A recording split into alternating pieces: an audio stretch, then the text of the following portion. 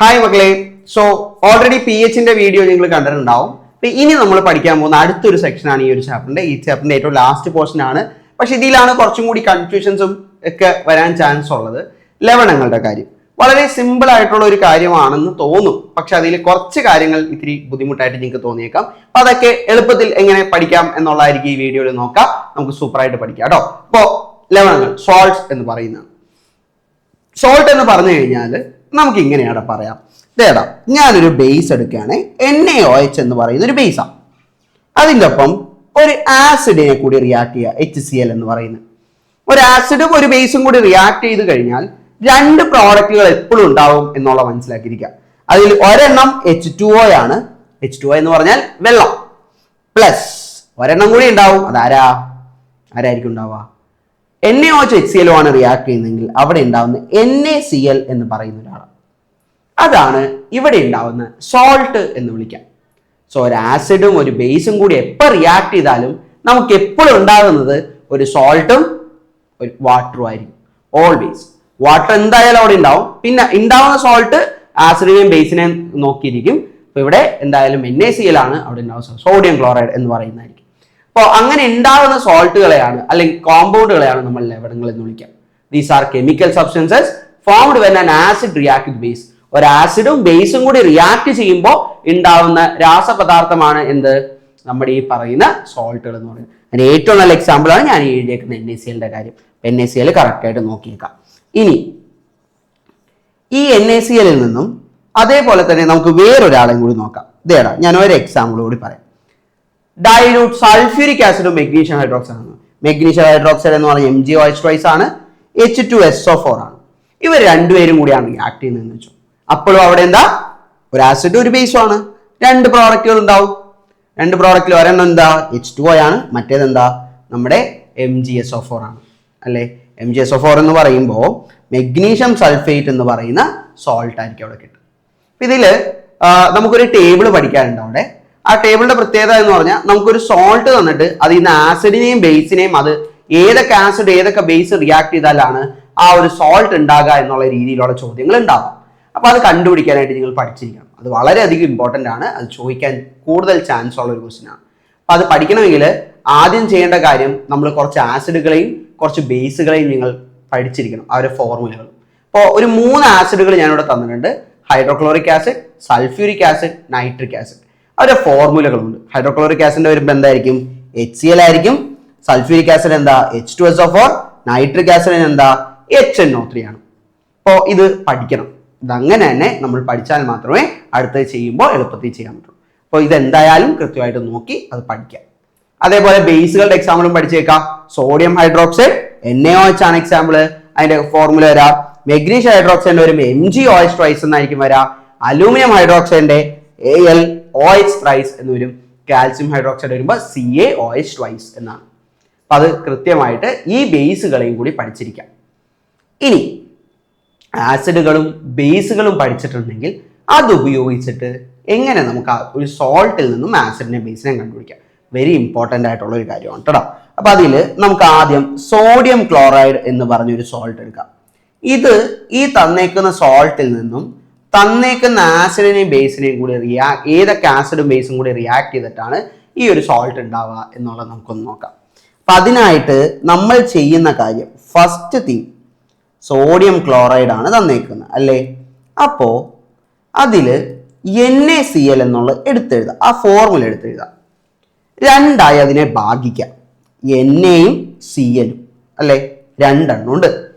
അതില് ആദ്യത്തെ ആളുടെ ഒപ്പം ഇങ്ങനെ എപ്പോഴും ആലോചിച്ചോളണം.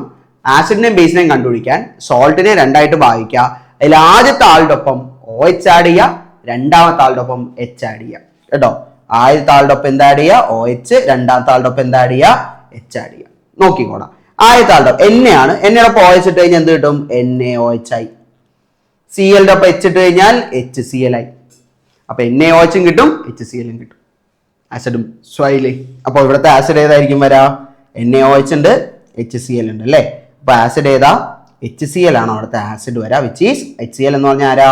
ഹൈഡ്രോക്ലോറിക് ആസിഡ് ആണ്. ഹൈഡ്രോക്ലോറിക് ആസിഡ് HCl അല്ലേ.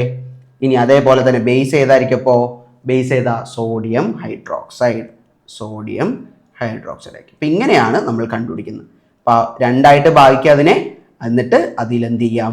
ഈ പറഞ്ഞ പോലെ അതിൽ OH ഇട്ടിട്ട് ചേർത്ത് എഴുതാം, H എടുത്തിട്ട് അതിലും ചേർത്ത് എഴുതാം. അപ്പോൾ നമുക്ക് ആസിഡിനെയും ബേസിനെയും. ഇതേപോലെ നമുക്ക് ഒരെണ്ണം കൂടി ചെയ്യാം. Magnesium sulphate. Magnesium sulphate. ഇവിടെ ചെറിയൊരു വ്യത്യാസമുണ്ട്.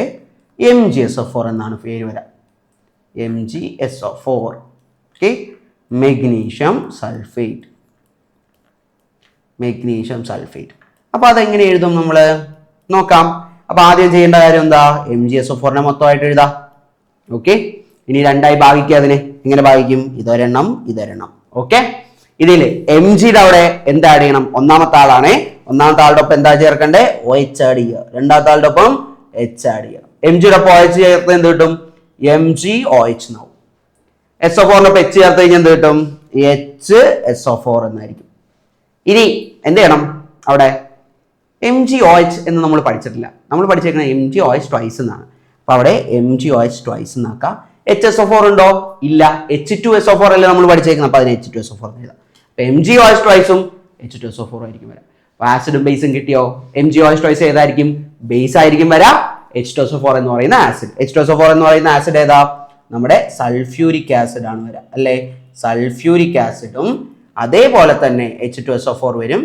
ആൻഡ് ദെൻ ഫൈനലി നമുക്ക് ബേസ് ചെയ്ത് എഴുതാം. ബേസ് ആയിട്ട് വരുന്ന ആരായിരിക്കും? MgOH twice, that is magnesium hydroxide. ഇങ്ങനെയായിരിക്കും നമ്മൾ ആസിഡിനെയും ബേസിനെയും എഴുതുന്നത്. ഈ ഒരു രീതി വേണം കണ്ടുപിടിക്കാൻ. ഇതുപോലെ തന്നെ ഓരോന്നിൻ്റെയും നമുക്ക് ചെയ്യാം. അപ്പം നിങ്ങൾക്ക് ഒരു ടേബിളായിട്ട് തന്നേക്കുന്നത് ഏതാണ്? ആ ടെക്സ്റ്റിലെ ടേബിൾ.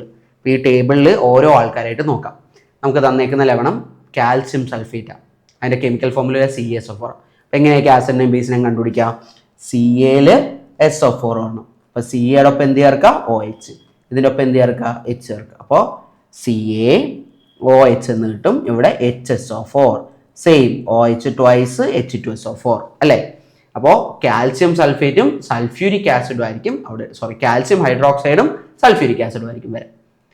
ഇനി അതേപോലെ തന്നെ നമുക്ക് വേണമെങ്കിൽ അലൂമിനിയം സൾഫേറ്റ് ചെയ്യാം. അത് ഇത്രയും കൂടി വലുതാണ്, എന്നാലും നമുക്ക് ചെയ്യാം. Al2SO4 thrice.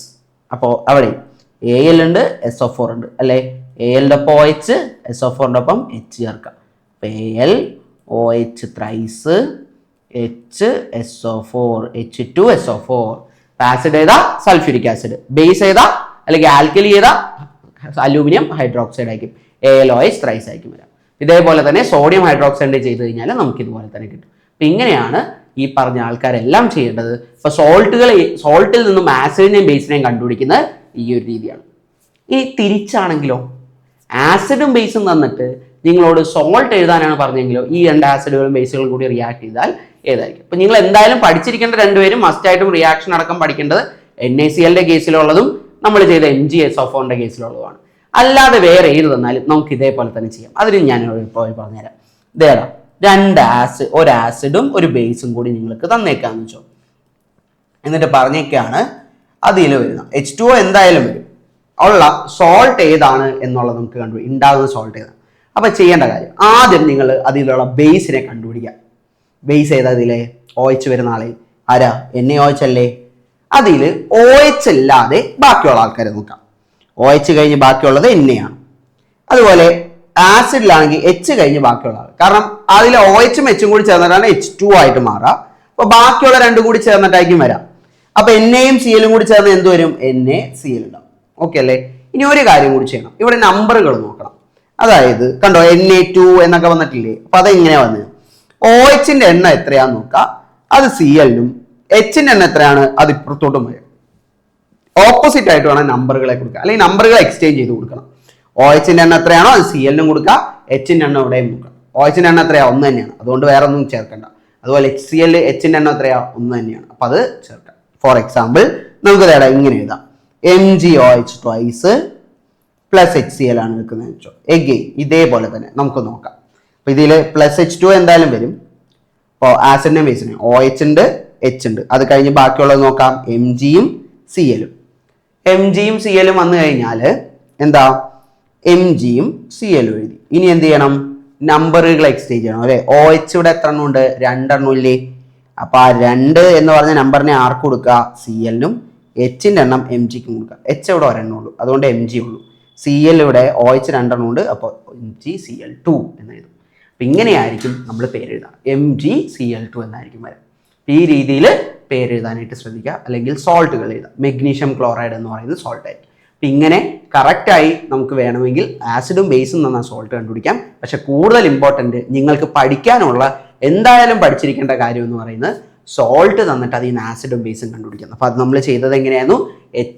ഒ എച്ചും എച്ചും ഇട്ടിട്ട് രണ്ടുപേരായി മാറ്റി ഒ എച്ചും എച്ചും ഇട്ടിട്ട് സ്പ്ലിറ്റ് ചെയ്ത് എഴുതാം. അപ്പം ഇങ്ങനെയാണ് ചെയ്യേണ്ടത്. ഒരു കാര്യം കൂടി ഇതിലുണ്ട്, ഈ ഒരു റിയാക്ഷന് ഒരു ആസിഡ് ഒരു ബേസും കൂടി റിയാക്ട് ചെയ്ത് ഒരു സോൾട്ട് ആകുന്ന ഈ ഒരു റിയാക്ഷന് പേരിട്ട് വിളിക്കും. നമ്മൾ എന്താ വിളിക്കുക അതിനെ?